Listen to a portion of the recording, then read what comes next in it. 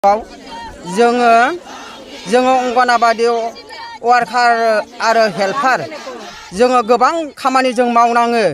जोङो गोबां खामानि मावसेयावबो जोंखौ टिका खरनिफ्राय लानानै दिलबाहारिखौ लानानै जोंखौ अजन सुनायखौ लानानै जोंखौ गोबां खामानि मावहोयो। ओमफ्राय जोंहा जेबो फर्था गैया आरो जोंहा जेबो इनकाम गैया।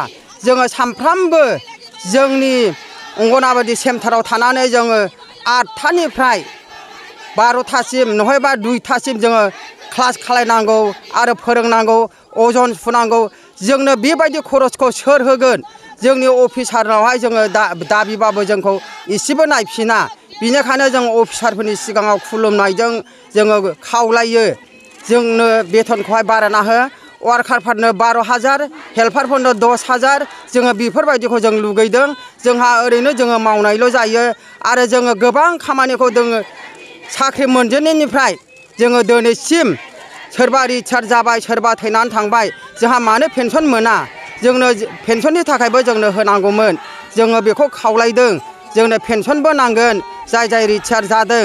आरो दानो नै जोंहा रिटायार जाहां दंबावो गोदान गोदान जोंहा जायहाव सेन्टारावहाय वार्कार गैया बहाय जोंनो वार्कारखौ जोंनो थाब सोनानै होयोला जोङो मोजां मोनगौ। जों जेखौहाय इन्टारभिउ होहोदों गावबागाव रिबननि बेनि थ्रुयै पिअ पास जानायखौ जों दाख्लै इन्टारभिउ होहोदोंमोन।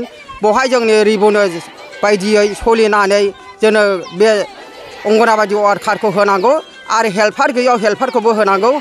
आरो जोङो खावलायबावदों जोंनि अंगनाबादिया जोङो ओरैनो नङा, जोङो गावनि न'खरनि खामानिफोरखौ गारनानै जोङो गावनि सेन्टाराव जोङो गोबां खामानि मावनांगौ जायो। ओमफ्राय बहाय अब्लाबो जोंखौ एसेबो नायस'ना जोंनि अफिसारफ्रा, जोंनि सारमोनहा।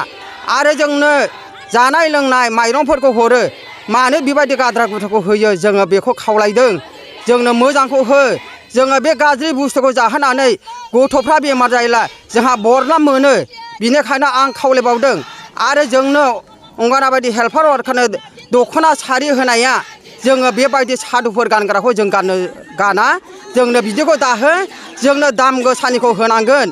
आरो जोङो खावलायबावदों जोङो बेबायदि गोबां सिखौ जों गानग्रा नङा। मानो होनबा जों बर'फ्रा जों दानायनि गानो।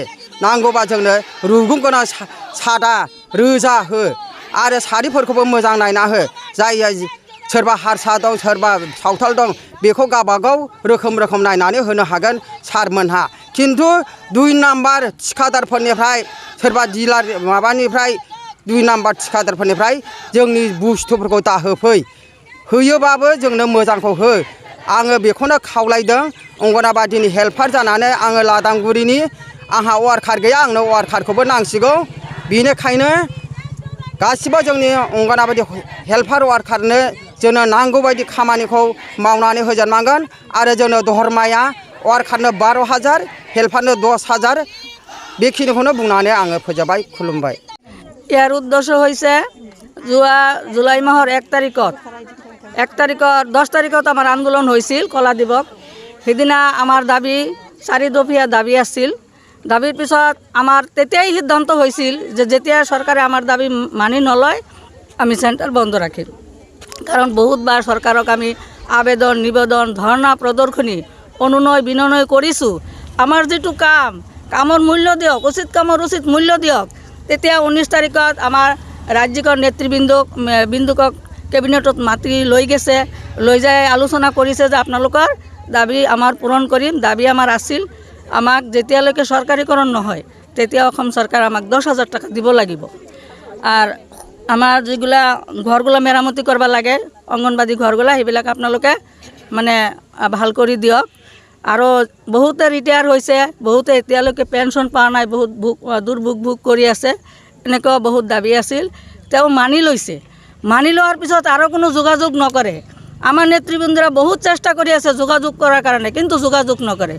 পিছত 30 তাৰিখত আমাৰ নেতৃবৃন্দক মাতিছে, সঞ্চালক মহোদয়ে মাতিছে কেবিনেটত। মাতি তেওঁ নিজেই তাৰ পৰা পলাইছে।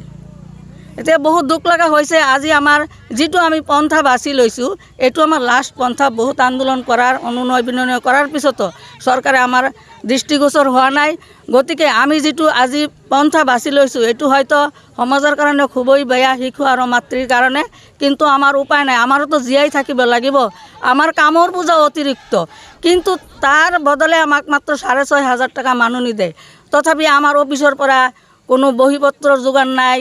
এই বোলে আজি এইটো দিয়ে এজাৰেজ কৰিব লাগে, কালি সেইটো দিয়ে এজাৰেজ কৰিব লাগে, কালি সিফালে মাতি মিটিং আছে যাব লাগে।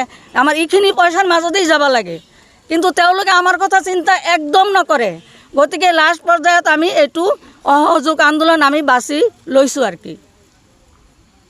আমাৰ 31 তাৰিখলৈকে আজি আমাৰ ইয়াতে লাষ্ট মানে আজি লাষ্টৰ প্ৰজেক্টৰ যিটো হোৱাৰ কথা আছিল আমি 6 তাৰিখত কৰিম, আজি আৰম্ভ কৰিছোঁ। ইয়াৰ পিছত আমাৰ ডিষ্ট্ৰিক্টত আছে 9 তাৰিখৰ পৰা 14 তাৰিখলৈ, তাৰপিছত আছে ৰাজ্যিকত।